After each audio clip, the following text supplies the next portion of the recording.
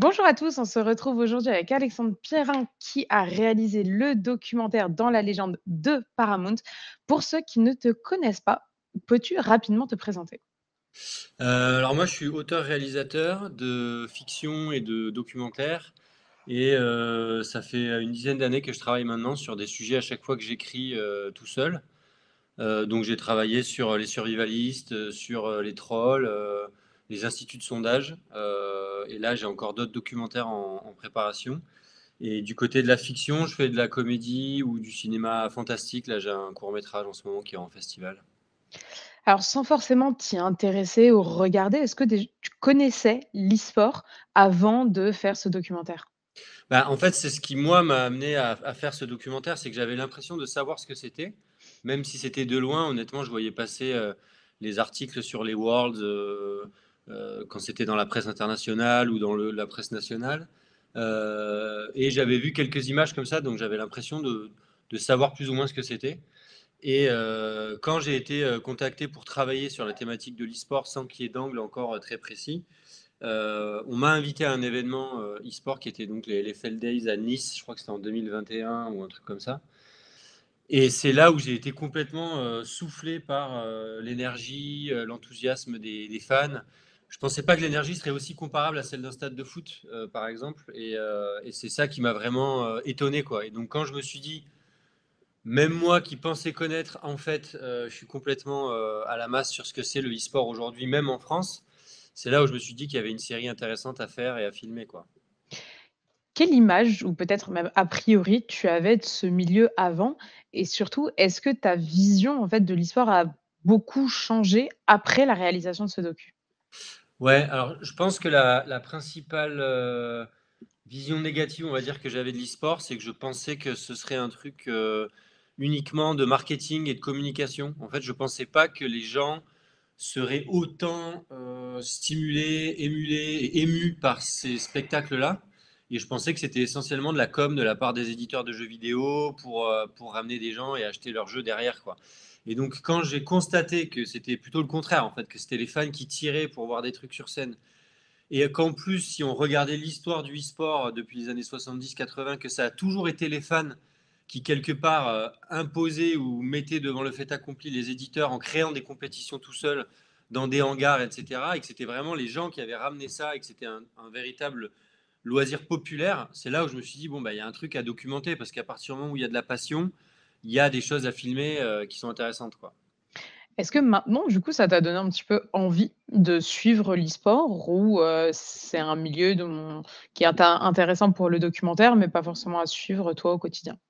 Bah, le problème principal de l'e-sport, je pense que c'est que pour apprécier, il faut connaître un minimum les jeux vidéo. Pour les apprécier, c'est quand même plus intéressant de les pratiquer. C'est pas obligatoire, hein, mais disons que c'est plus simple de les pratiquer. Et les jeux vidéo, il faut bien reconnaître que ils évoluent beaucoup. Certaines règles changent régulièrement. Donc c'est pas évident à suivre. Donc moi, je continue à suivre par tropisme en fait. La LFL parce que je connais beaucoup des acteurs, des coachs, des joueurs. Donc, j'ai toujours envie de voir ce que devient Vitality, Cassé. C'est marrant de voir que Bukada, que j'avais filmé chez Géo, il est chez Cassé Blue cette année. Ou alors de voir que Caliste et Vladi sont à LEC, des trucs comme ça. Forcément, je continue de suivre la LFL, ça c'est clair. Je regarde les résultats toutes les semaines. Mais je sais pas combien de temps ça va durer et je regarde pas les matchs, quoi. Tu dis justement que, bah, les jeux sont un petit peu compliqués à comprendre, donc de ce que j'en déduis, c'est que, bah, League of Legends que tu as suivi, tu connaissais pas forcément de base. Comment est-ce que tu as fait toi pour te familiariser avec l'e-sport et surtout avec League of Legends, pour te lancer, dans le documentaire, maîtriser le sujet? Est-ce que tu as joué un petit peu? Est-ce que tu as regardé, des games et cetera? Alors, mon premier contact avec League of Legends qui a été vraiment consistant, on va dire, c'est un documentaire que j'avais réalisé sur les trolls où j'avais un personnage qui se spécialisait dans le fait de troller des parties de League of Legends. Et donc en fait j'avais du mal à comprendre ce que c'était et je l'avais filmé, j'avais filmé toute une séquence où il se connectait à des parties et il faisait tout ce qu'il pouvait pour saccager la partie des autres, quoi. Et en fait à l'époque, bon moi je connaissais pas plus que ça League of Legends, je me rendais pas compte à quel point c'était un jeu où les classements sont importants ou à quel point c'est compétitif, etc. Et donc, voilà, j'avais vu cette séquence et puis j'y étais pas revenu. Et c'est uniquement quand on m'a parlé du documentaire que moi j'ai recommencé à m'intéresser à la scène League of Legends, que moi j'ai regardé plein de documentaires qui avaient été faits sur le e-sport et je me suis aperçu que un des biais principaux que j'avais identifié dans tous les documentaires sur le sujet, c'était que souvent les parties de jeux vidéo elles-mêmes étaient éludées. C'est-à-dire qu'en fait, Mmh. on parlait beaucoup de la préparation, de la famille des joueurs, etc. Puis dès qu'on arrivait à la partie, il y avait une espèce de montage où on voyait des joueurs qui cliquent, des têtes comme ça, etc. Puis pouf, le match était terminé.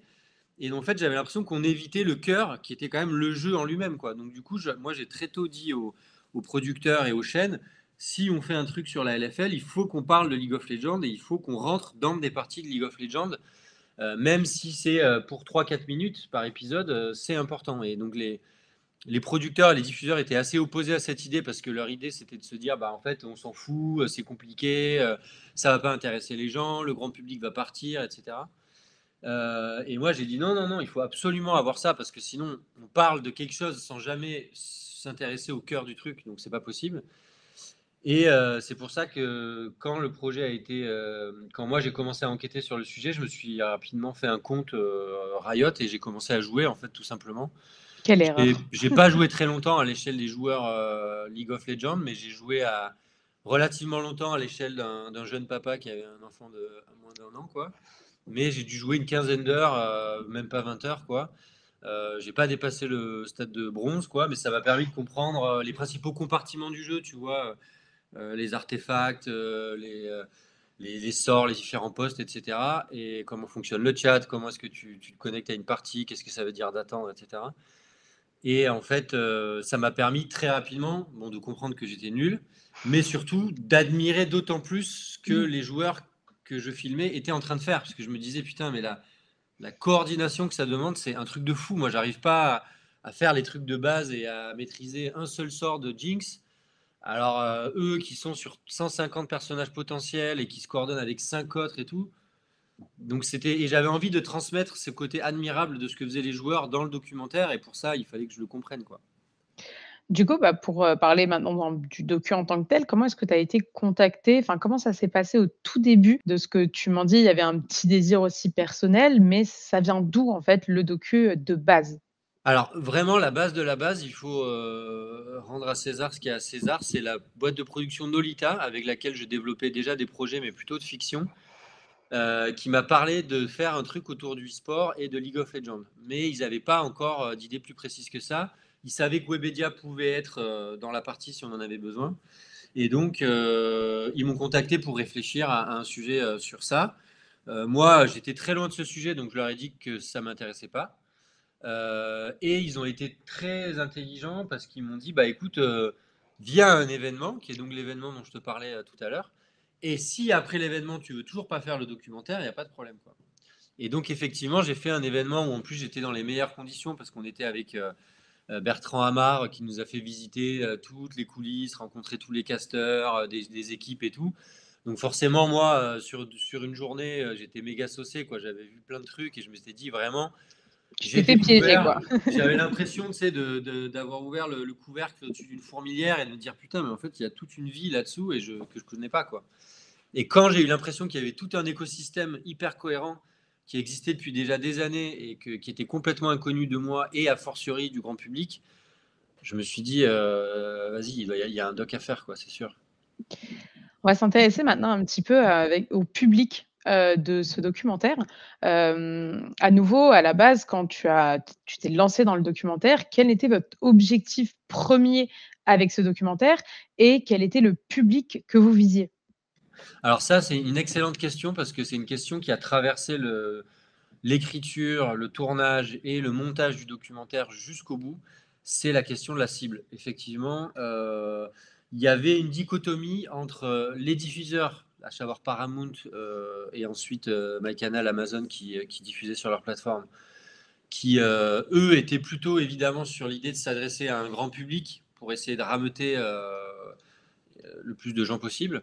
Et moi, j'avais plutôt je comprenais évidemment qu'ils veuillent s'adresser au plus de gens possible, mais ce que je leur disais, c'est qu'aussi, il fallait pas oublier que notre premier public, ce serait d'abord les fans de e-sport. Mmh. Et que donc, il fallait qu'on arrive, en jouant avec un jeu un peu d'équilibriste, à contenter les deux, mais à commencer, de mon point de vue, par les fans. C'est-à-dire que je leur ai dit, ce qu'il faut surtout pas faire, c'est commencer le premier épisode par League of Legends a été créé il y a 10 ans, c'est un jeu vidéo, parce qu'en fait, là, les fans, ils vont se casser au bout de 2 minutes parce qu'ils vont se dire, on ne parle pas. Et les personnes de plus de 50 ans, franchement, je vois pas trop pourquoi elles iraient se fader l'histoire d'un jeu vidéo, tu vois. Donc, c'est ce qu'on a essayé de faire. Alors après, il y a toujours des gens qui vont dire c'est trop grand public ou c'est trop pour les fans. En fait, à partir du Mmh. moment où on fait quelque chose qui s'adresse à une audience très large, il y a forcément des gens qui vont pouvoir formuler des critiques. Mais moi, ce que j'ai essayé en tout cas, et ce que j'ai voulu maintenir comme équilibre, c'est de donner accès aux fans à des séquences qu'ils n'avaient jamais pu voir jusqu'à présent, en étant à l'intérieur, en passant suffisamment de temps dans les équipes pour que parfois elles nous laissent capturer des choses que normalement elles ne montrent pas, qui ne sont pas de l'ordre de la promotion et qui parfois peuvent être même un peu négatifs pour leur image. Euh, et de l'autre, j'avais envie que quand même, dès l'épisode 1, on ne laisse pas en race campagne les profanes et donc que on cale des explications du jeu vidéo qui durent 1 minute 30 mais qu'on a calé dans l'épisode 1 à plus de 20 minutes. Quoi. Donc en fait, pendant les 22 premières minutes, les gens qui connaissent pas, ils savent pas vraiment de quoi on parle en fait. Malgré l'explication un petit peu basique des lanes, des rôles, et cetera, on reste sur des termes assez techniques et est-ce que, bah, voilà, véritablement, ça peut s'adresser quand même à des gens non initiés? Oui, nous, en fait, un test qui était très, très important, c'est que déjà tous les monteurs, à part un seul, et un assistant monteur, il n'y en avait aucun qui jouait à League of Legends. Dans la chaîne de télévision, enfin dans la chaîne, pardon, dans la plateforme Paramount, personne ne jouait à League of Legends.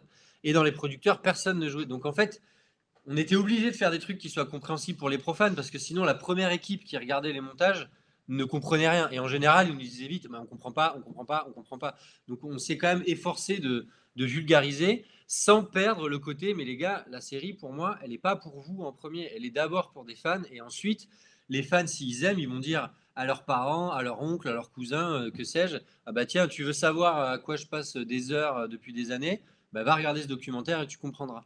Et moi, j'ai déjà eu, là, depuis 4-5 jours que le documentaire est en ligne, j'ai eu plusieurs messages de parents ou de gens de ma famille qui me disaient ah, j'ai enfin compris ce que c'est que ce truc de League of Legends, merci.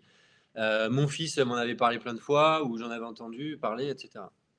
Alors c'est amusant ce que tu me disais un peu avant parce que tu me disais justement que tu avais ce désir de montrer, les games, les parties aussi puisque, bah, dans beaucoup de documentaires, c'était laissé de côté. Moi, c'est quelque chose qui m'a un peu frappée justement, bah, le fait de voir autant de moments de game dans le documentaire, et je me suis posé la question, forcément, bah, les fans sont contents de revoir les games qui ont marqué des événements pareils, mais à nouveau, pour un public non initié, est-ce que tu penses que c'est quelque chose qui peut quand même les intéresser? Encore une fois, c'était effectivement un défi. Moi, je pense qu'effectivement, le pari que j'ai fait, c'est de me dire que les fans seront toujours contents, effectivement, de revoir des parties filmées de l'intérieur en in-game, avec une version un petit peu plus travaillée en termes de montage, qui donne un côté un peu cinématique, même si on n'est pas dans de la 3D Pixar, évidemment, mais on a quand même la possibilité de faire des trucs assez jolis. Et donc ça, c'était pour la partie fan. Après, pour la partie grand public, je me suis dit, ce qui va faire raccrocher les gens au truc, ça va être la dramaturgie. C'est pour ça que en particulier dans le premier épisode, mais aussi dans les suivants, j'ai essayé d'écrire chaque match comme une histoire en fait. Donc par exemple dans l'épisode 1, au début c'est Caliste, le jeune prodige contre Selfmade, le vieux singe qui doit lui faire des pièges. Au début, Caliste s'en sort très bien, et puis finalement Selfmade arrive à le piéger. Donc il commence à y avoir un match assez intense, et puis finalement Selfmade commet une erreur en s'avançant trop, et donc en tombant encore un peu dans les travers qu'il essaye d'éviter pourtant, c'est-à-dire d'être trop émotif, d'être trop impulsif pendant les games. Et finalement, c'est ça qui va le faire chuter. Il va donner l'avantage à la cassée. Et à ce moment-là, Caliste va rester en retrait, va laisser ses coéquipiers, eux, faire le travail. Et en l'occurrence, là, c'est Minter qui avait fait beaucoup de kills et qui avait accepté de ne pas briller pour se mettre au service du collectif et laisser gagner son équipe. Et donc, en fait, j'ai envie que les gens comprennent ces ressorts dramaturgiques. Et je pense que quand on comprend les ressorts personnels pour Caliste et pour Selfmade, on peut être plongé dans la game. En tout cas, c'est le pari que j'ai fait, quoi. ton documentaire, se distingue énormément de ce qu'on a l'habitude de voir, puisqu'on voit, très souvent soit des documentaires, très qui vulgarisent énormément l'e-sport, soit au contraire des documentaires pour les fans. Selon toi, quel impact peut avoir un tel documentaire, sur quelque chose qui reste encore malheureusement assez niche comme l'e-sport, principalement dû à la nouveauté de ce documentaire? Honnêtement, je sais pas quel impact peut avoir ce documentaire. Je sais qu'il y a beaucoup de personnes autour du projet qui fantasmaient un petit peu que ça ait le même effet que Drive to Survive sur la Formule 1. Le problème, c'est que Drive to Survive sur la Formule 1, déjà, c'était une série qui avait une ampleur beaucoup plus importante en termes d'image et de dispositifs de production. Je pense aussi que ça a été beaucoup plus appuyé euh, par la fédération assez rapidement, c'est-à-dire que plein de règles ont été modifiées pour permettre à ce documentaire d'avoir lieu. Et je pense surtout que la force de frappe de Netflix, en termes de communication, a été beaucoup plus importante autour de leur documentaire, ce qui a fait qu'il a été vu par, à mon avis, beaucoup plus de gens. Là, dans la légende, on est sur des budgets qui sont quand même moindres, même si Paramount a quand même mis 1 million d'euros, donc c'est quand même pas négligeable non plus. Mais par rapport à des grosses machines comme peuvent le faire Netflix ou comme a pu le faire Paramount sur d'autres projets, je pense que c'est pas évident d'exister, quoi. Donc, je pense que ce qui peut permettre à ce documentaire de changer la donne, c'est si il plaît aux fans et que par le bouche à oreille, il arrive à s'étendre à d'autres couches de la population.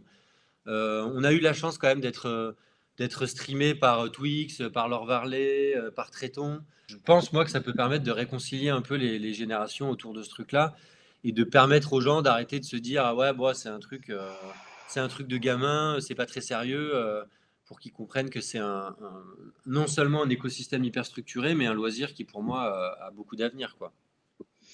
On va s'intéresser maintenant à un point très important, les joueurs, puisqu'ils sont bien évidemment au centre de ce documentaire. Déjà, tout simplement, comment s'est fait le choix des joueurs que vous avez mis en avant? Alors le casting des joueurs, il a été très compliqué parce qu'en fait, moi, j'étais en tournage et en montage de mon court métrage jusqu'au mois d'octobre-novembre 2023. Or, donc ça veut dire que je pouvais pas vraiment bosser avant. Et la saison de LFL commençait de mémoire le 17 janvier, je crois, 2024. Sachant que le mercato officiellement se faisait du 15 novembre au 4 janvier, quoi. En fait, on avait très très peu de temps pour trouver les personnages. Une autre difficulté, c'est qu'en fait, pendant beaucoup de temps, on n'avait que des rumeurs sur quel joueur va être dans quelle équipe. Donc en fait, moi, j'avais des tableaux que je tenais sur quels étaient les joueurs potentiels de chaque équipe.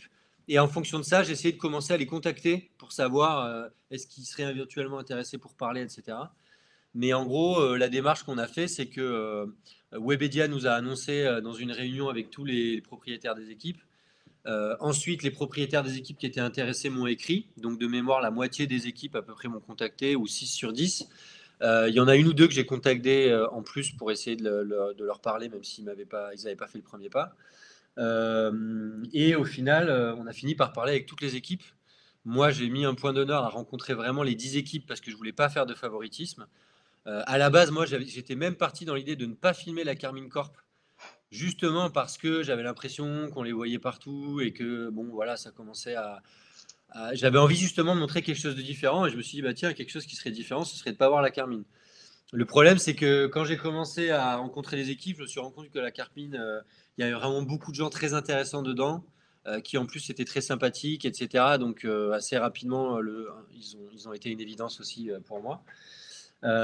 Et après, ça s'est passé comme toute forme de documentaire, c'est-à-dire qu'en fait, c'est quelque chose de purement subjectif, une relation qui doit se passer entre le réalisateur et le personnage. Le problème, c'est que comme on n'avait pas beaucoup de temps, eh ben, il fallait faire ça en visio. C'est pas évident d'avoir une relation hyper intime avec 1 heure de visio, tu vois, même parfois c'était 45 minutes parce que les joueurs n'avaient pas le temps, parce qu'ils étaient en scrim déjà. Donc, ça s'est passé comme ça, c'est allé assez vite. J'ai eu tendance à privilégier les francophones, mais pas uniquement. C'est-à-dire que s'il y avait des personnalités qui se détachaient, comme Chocolade ou Selfmade, etc., bah, j'avais envie de leur parler, même s'ils étaient anglophones, je veux dire. Et globalement, après, je parlais au français, quoi. Donc, j'ai vraiment parlé globalement à peu près à tous les francophones des équipes de LFL. et après aux personnages un peu charismatiques qui sortaient du lot dans les autres langues. J'ai aussi parlé au coach, j'ai aussi parlé au directeur sportif parce que je savais qu'un joueur intéressant c'était bien, mais il fallait qu'il y ait aussi derrière autour des personnages intéressants pour le mettre en valeur ou pour être en discussion avec lui, quoi. Donc c'est là où ça a été compliqué pour certaines équipes qui avaient l'un et pas l'autre. Le choix n'a pas été simple. Euh, j'ai déjà eu l'occasion d'en parler, mais un des regrets que j'avais eu, c'était de ne pas pouvoir avoir Solari dans le documentaire Mm. parce que j'avais déjà parlé avec Taipuz et avec Sakor et je les avais trouvés hyper sympas. En plus, j'adore l'image que Solari renvoie, un vrai club de fans et de passionnés. Euh, Simplement, le joueur francophone que j'avais identifié chez eux, à savoir Myrtus, quand on a discuté, je le sentais un petit peu sur la réserve. Il n'avait pas forcément envie qu'on vienne filmer dans sa famille. Il y avait plein de Mm. séquences qui l'embêtaient un petit peu, ce que je peux tout à fait comprendre. Bien sûr. Mais moi, à ce moment-là, en tant que réal, si j'ai un personnage qui me dit dès le début, bon, bah, ça je veux pas, ça je veux pas, je vais forcément aller me tourner vers des personnages qui me donnent carte blanche, tu vois. Tu en parles très souvent, il y a des très grosses personnalités, que dans ce documentaire et très différentes. Calice, c'est un peu, bah, justement le good guy un peu jeune, self-made, l'antagoniste, c'est ce que tu disais juste avant. Hem, Est-ce que, bah, tu as construit, le documentaire autour de leur personnalité ou tu avais déjà un peu cette idée, d'histoire, de storytelling? Tu as tout adapté justement aux joueurs que tu as rencontrés? Bah, en fait, c'est même, beaucoup plus compliqué que ça. C'est qu'en fait, au départ du tournage, tu dois faire des paris. C'est ce que je te disais quand je te disais que c'était des rencontres un peu subjectives. Donc tu paries sur des joueurs où tu te dis: «Lui, il va y avoir un truc intéressant, je ne sais pas exactement quoi». Tu essayes de faire en sorte d'avoir des personnages qui ne renvoient pas la même chose. Donc Caliste, je voyais bien qu'il avait cette espèce de statut de petit prodige, moi, j'ai souvent employé l'analogie avec Frodon dans Le Seigneur des Anneaux, quoi. C'est-à-dire que c'est pas le personnage qui a le plus de relief, c'est pas le personnage le plus charismatique, mais c'est le personnage avec le super pouvoir. Tout le monde parle de lui et tout le monde l'entoure. Donc, c'est comme ça que j'ai essayé de le construire dans le documentaire. Lui il parle relativement peu, mais on le voit beaucoup parler avec sa communauté de l'anneau autour de lui, et on voit beaucoup les gens qui nous parlent de lui surtout. Après, un personnage comme Selfmade, je savais pas trop à quoi m'attendre parce qu'il était vraiment très difficile d'accès. C'est quelqu'un qui un jour peut être souriant, faire des blagues, et le lendemain même pas te dire bonjour et pas te regarder en face, quoi. Donc en fait, quand je le filmais, lui, je savais jamais exactement ce qui allait se passer. Et je savais pas du tout ce qui allait être sa trajectoire dans la saison. Je me disais, il va peut-être faire une performance de ouf, peut-être que ça va rester moyen, peut-être qu'ils vont même pas faire les playoffs. Donc en fait, tu sais pas exactement ce qui va se passer au fur et à mesure, et tu essayes un petit peu d'improviser. C'est la raison pour laquelle, par exemple, nous, on a filmé BDS pendant 4 jours, mais ils apparaissent pratiquement pas dans le documentaire. Parce qu'en fait, au début, j'avais parlé avec Scumond, j'avais parlé avec BDS Academy, je n'avais pas spécialement accroché avec la structure. Et en fait, quand j'ai vu qu'ils étaient top 1 pratiquement toute la saison, au début des playoffs, je me suis dit, bon, bah, il faut qu'on aille filmer BDS parce qu'ils vont probablement gagner la. On les avait filmés déjà au LFL Days, mais je me suis dit, pendant les playoffs, il faut qu'on retourne les filmer parce que c'est certainement eux qui vont gagner le split, et il faut qu'on puisse raconter l'histoire de cette espèce de machine suisse hyper bien construite qui avance et qui écrase la LFL sur son passage.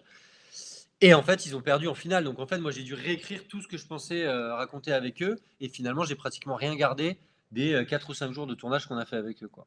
Donc en fait, l'histoire, tu peux avoir une histoire en tête. J'ai écrit un séquencier, moi, au début du documentaire, qui est assez proche dans le premier épisode. C'est l'histoire du premier épisode, je l'avais pratiquement écrite avant que la saison commence. Mais par contre, la fin, enfin voilà, à partir du deuxième épisode, ça a complètement changé, quoi. D'un point de vue purement personnel, quel a été pour toi le joueur le plus intéressant à suivre et surtout celui dont le développement au cours, du documentaire est le plus complet?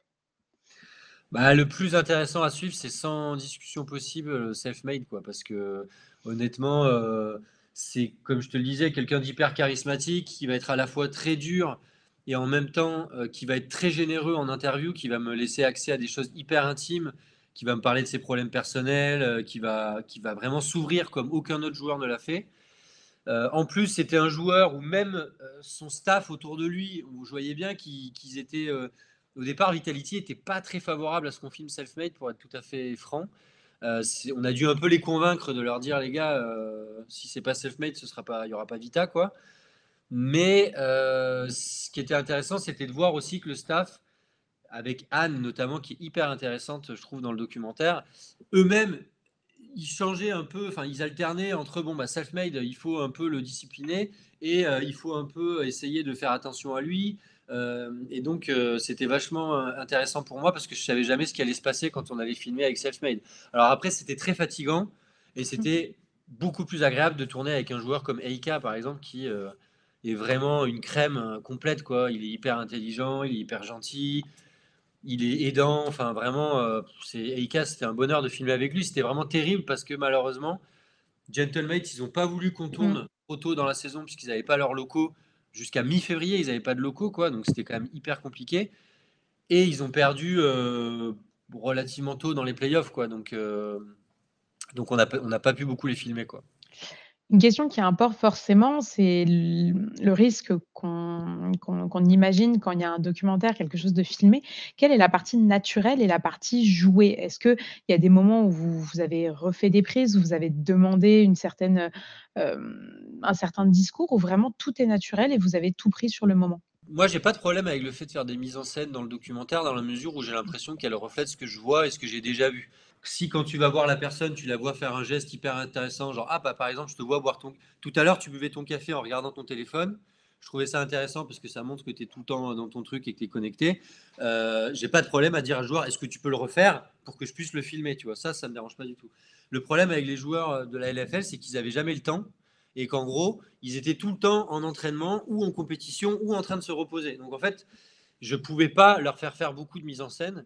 Euh, J'en ai fait un tout petit peu avec Calice dans son appartement au début, quand on le voit ranger ses vêtements, etc. Parce que c'était avant que leur entraînement commence.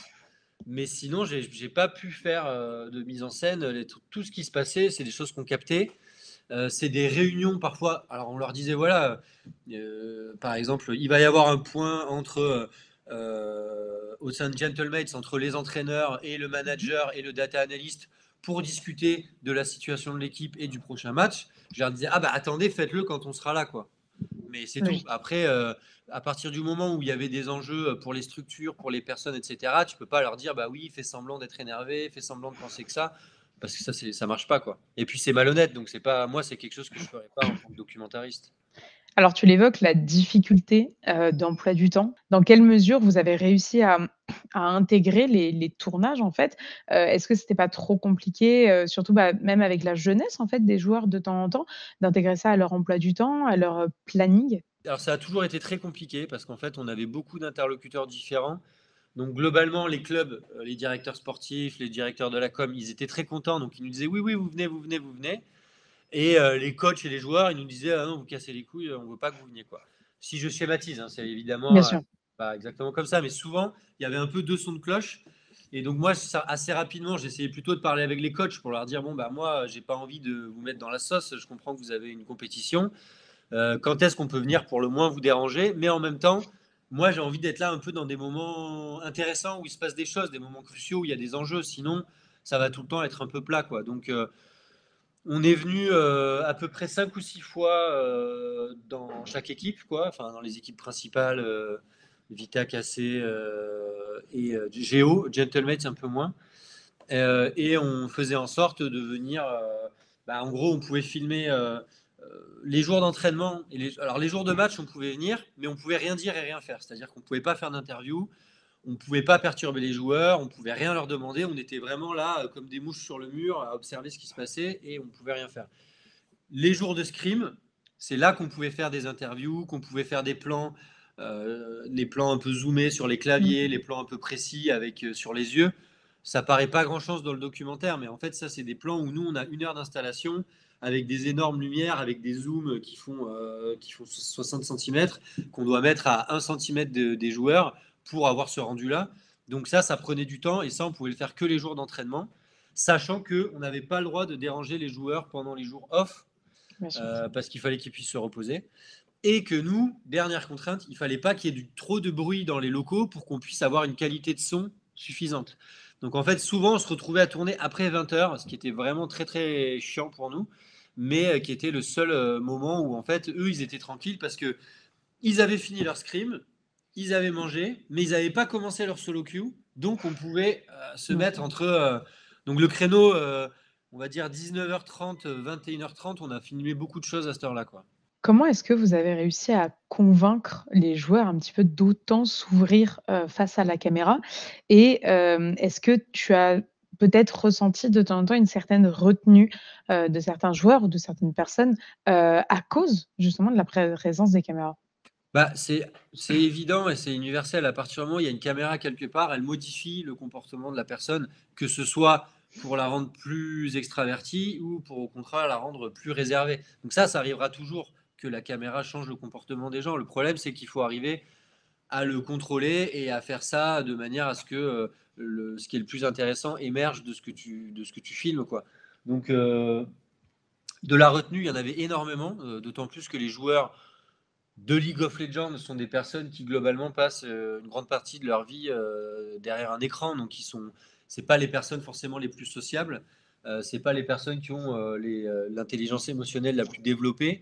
Donc il y a des joueurs avec lesquels ça a été très dur d'avoir quelque chose d'intime. Par exemple avec Caliste, je pense que je suis jamais arrivé à vraiment rompre un petit peu cette carapace, quoi. En revanche, avec des joueurs comme Eika, avec des joueurs comme Selfmade, et même avec des joueurs comme Bukada, au fur et à mesure des tournages, au fur et à mesure du fait qu'ils se rendaient compte qu'on n'était pas une équipe de pub classique qui Mmh, venait tourner un c'est ça. spot commercial et qui repartait le lendemain, mais qui revenait une fois, deux fois, trois fois, quatre fois, cinq fois, qui les appelait pour savoir ce qu'on pouvait tourner ensemble, etc.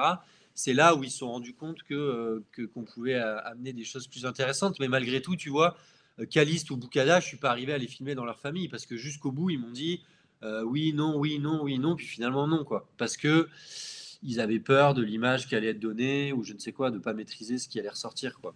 Et je comprends qu'ils veuillent préserver leur intimité, il n'y a, Bien pas sûr. de, y a pas de souci. Le seul problème, c'est qu'eux-mêmes ne savaient pas ce qu'ils voulaient montrer, quoi. Pour, revenir sur Caliste, justement, il est vu par beaucoup comme un peu le futur de l'Europe. En tant que personne qui, toi, ne suivait pas forcément l'e-sport avant, quel est ton un peu ton ressenti par rapport à lui? Et surtout, est-ce que tu as compris peut-être toute la hype qu'il peut y avoir autour du joueur? Bah, moi, je comprends pas suffisamment League of Legends pour arriver à comprendre pourquoi tout le monde admire Caliste à ce point-là. Comme je te le disais, tout ce que j'ai pu constater, c'est à quel point tout le monde me parlait de Caliste comme d'un prodige actuel et de futur espoir de l'Europe. Parce que ce soit les coachs, bon, évidemment au sein de KC, mais même dans les autres équipes, quelqu'un comme Duke chez Géo, qui est quelqu'un plutôt de dur et de retenu, même lui disait bon, bah oui, Calis, c'est un joueur à part, effectivement. Les casters, leur valet, Twix, etc. Je voyais bien qu'il avait un statut différent. Et l'autre détail qui m'a permis vraiment d'identifier ça, c'est de voir à quel point il était sursollicité par les médias, ce que moi, j'avais pas non plus anticipé, quoi. Mais du coup, il était très demandé pour tout ce qui était opération de promotion, tout ce qui était Mmh. pub. Et donc ça a vraiment compliqué le tournage avec lui parce qu'il était très peu disponible. Et même au sein de l'équipe cassée, il y avait un côté, bon, c'est encore Caliste qu'on est en train de filmer, c'est encore Caliste. Et moi, ça, j'avais pas identifié ça dès le début. J'étais pas au courant qu'il était autant sous le feu des projecteurs, quoi. Pour, parler, bah, du coup, un petit peu du docu en tant que tel, on a pu se rendre compte que vous travaillez en équipe assez réduite. Est-ce que c'était ton choix et est-ce que tu t'es, toi, entouré de personnes avec qui tu as l'habitude de travailler, peut-être sur d'autres documentaires? Oui, absolument. Alors pour l'image, moi j'ai commencé par travailler, par choisir le chef opérateur. C'est la première personne que j'ai choisie dans l'équipe. Et c'est Émile Darbeblanc, c'est un chef opérateur avec lequel j'aime beaucoup travailler. C'était la troisième série documentaire qu'on réalisait ensemble. C'est quelqu'un avec lequel j'aime beaucoup travailler parce qu'il a à la fois une culture de la publicité qui lui permet de faire des images extrêmement jolies en très peu de temps. Et en même temps, c'est quelqu'un qui aime pas faire de la pub parce qu'il se fait chier sur des plateaux publicitaires et il préfère faire du documentaire parce que c'est là qu'on rencontre des vraies personnes, qu'il y a des vraies situations. Même si c'est très fatigant, ça permet de faire des belles choses. Et comme j'avais envie qu'on arrive à avoir un rendu très léché, très plateforme, tout en ayant la latitude et la souplesse pour aller filmer du documentaire naturaliste et capter des émotions qui se déroulent dans le feu de l'action, bah, j'ai voulu travailler avec lui. Donc on est parti sur un dispositif documentaire relativement classique, c'est-à-dire un chef opérateur, un ingé son, et moi en tant que réalisateur qui disait bah voilà, quelle action est-ce qu'on va filmer, où est-ce qu'on va pousser la caméra, qu'est-ce qu'on va chercher dans cette séquence. Donc ça c'est assez léger, sauf pour les LFL Days et les matchs sur scène, où les LFL Days, j'avais quand même 4 cadreurs, dont Émile Darveblanc, 3 ingé-sons, un régisseur, un assistant caméra. Donc en fait, j'avais une équipe d'une dizaine de personnes qui devaient filmer dans 3 ou 4 endroits différents en permanence pendant 3 jours. Donc ça a été pour. J'ai jamais coordonné un aussi gros dispositif. On avait des oreillettes pour communiquer à 1 kilomètre, etc. Donc c'était hyper excitant, mais hyper fatigant. Et le dispositif était peut-être petit quand on le compare aux gros documentaires plateformes que peuvent faire Netflix ou HBO maintenant, etc. Mais dans ce qui se fait dans le documentaire français, c'était quand même globalement une grosse machine, quoi. En ce qui concerne les équipes en tant que telles qu'on voit, donc un peu 2 questions en une. Déjà, pourquoi avoir fait le choix de mettre Carmine, plus en avant dès le début? Est-ce que tu ne crains pas que ça soit un peu perçu un peu comme un manque d'objectivité de mettre la Carmine qui, bah, comme tu l'as dit plusieurs fois, est déjà une équipe très connue? Et puis, il y a des joueurs, donc par exemple, bah, on parlait de Boukada, donc un joueur géo, qu'on voit pas du tout dans les 2 premiers épisodes. Pourquoi est-ce que vous avez choisi de parler de Géo, à l'épisode 3? En fait, comment est-ce que vous avez, organisé l'ordre d'apparition des équipes? Bah, en fait, l'ordre d'apparition, il a évolué au fur et à mesure du montage. On s'est laissé un petit peu porter parce que les images nous racontaient et ce qui nous permettait de filer sur 6 épisodes, ce qui est quand même relativement long. On parle de plus de 3 heures de documentaire, donc c'est pas évident d'arriver à amener les gens du début jusqu'à la fin. Le choix, il a été très simple de mettre la Carmine au début parce que c'est eux qui gagnaient à la fin, quoi. Donc en fait, moi, j'avais envie d'avoir une histoire qui soit filée à travers les 6 épisodes et qui donne envie d'aller du début à la fin. Si Vitality avait gagné, bon, ils sont dans l'épisode 1 en l'occurrence, mais si Géo avait gagné, je les aurais mis dans le premier épisode. Mmh. Ou Gentlemates, quoi. Mais il se trouve que c'est tombé sur Cassé et que donc bah, on a utilisé toutes les images. Il y avait plein d'images qu'on avait faites dans les équipes, dans d'autres équipes qu'on aurait pu utiliser dans l'épisode 1. Après, c'est vrai qu'on n'avait pas eu la possibilité de filmer les bootcamps de toutes les équipes. Donc il y avait aussi quelque chose de chronologique. Tu vois, Gentlemates, par exemple, on n'aurait pas pu commencer vraiment. Mmh. Ça aurait été D'accord. difficile de commencer le documentaire avec eux, en fait, parce que on a commencé à vraiment les filmer à partir des LFL Days, quoi. Donc on aurait peut-être pu commencer le documentaire au LFL Days, mais tu vois, on aurait perdu toute la phase bootcamp, préparation, etc., qui pour moi était importante, parce que j'avais pas envie qu'on soit tout de suite dans un rythme de compète. J'avais envie que le début prenne un peu le temps de découvrir des personnages, de découvrir des structures, etc., et de pas être tout le temps dans qui va gagner, qui est le premier, qui est le deuxième. Donc voilà, le choix, il s'est fait par l'histoire que j'avais envie de raconter et par la matière qu'on avait récupérée, quoi. C'est vrai que la Carmine, ils nous ont donné des accès à tout très tôt. On a pu filmer beaucoup de choses. C'était pas toujours simple d'avoir Caliste, mais globalement, quand on voulait filmer chez la Cassé, on pouvait filmer avec la Cassé. Même Kamel, il nous a laissé accès à sa salle de stream très très tôt. Tu vois, on pouvait le filmer, on pouvait rentrer dans sa salle, en sortir. On a pu l'interviewer, etc., quoi. Donc c'est aussi parce qu'on avait plus d'images chez eux, quoi.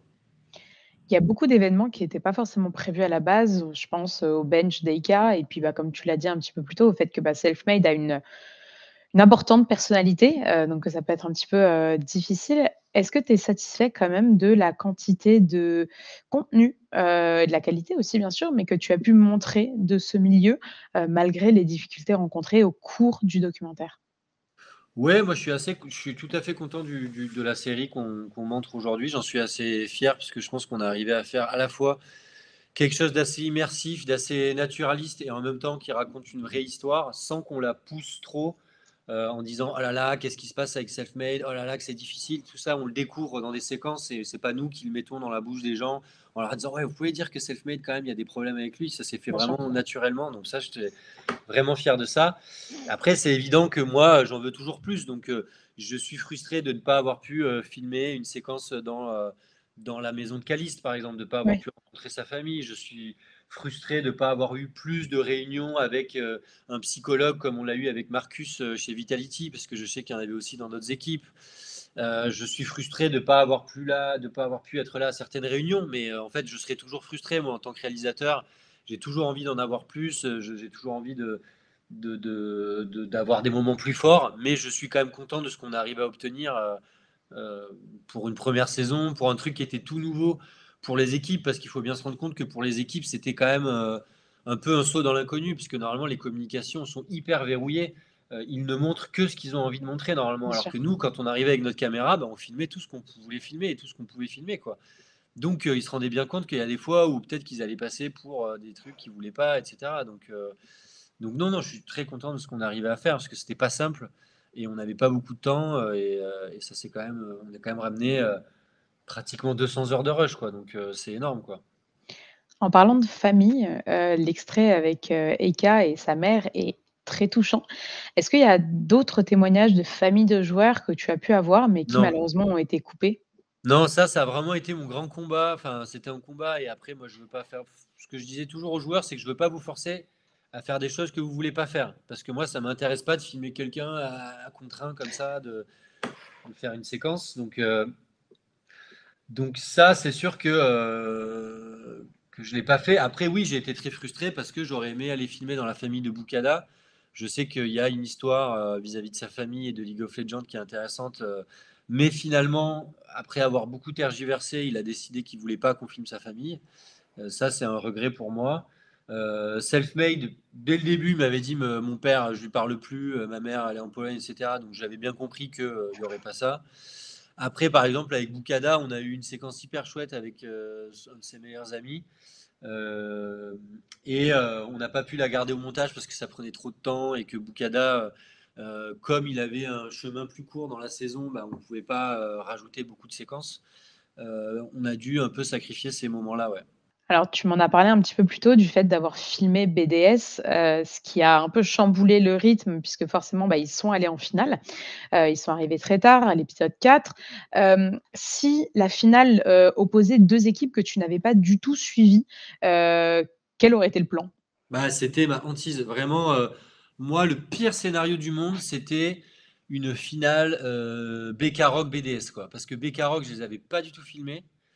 Et BDS, bah, avant les playoffs, on les avait filmés, genre même pas 3 heures au LFL Days, quoi. Donc ça aurait été très compliqué. Honnêtement, j'aurais été très frustré. Je sais pas comment on aurait fait. On aurait certainement filmé plus d'après-saison et de joueurs qui se projettent dans la saison prochaine ou de joueurs qui ne savent pas ce qui va devenir l'année prochaine.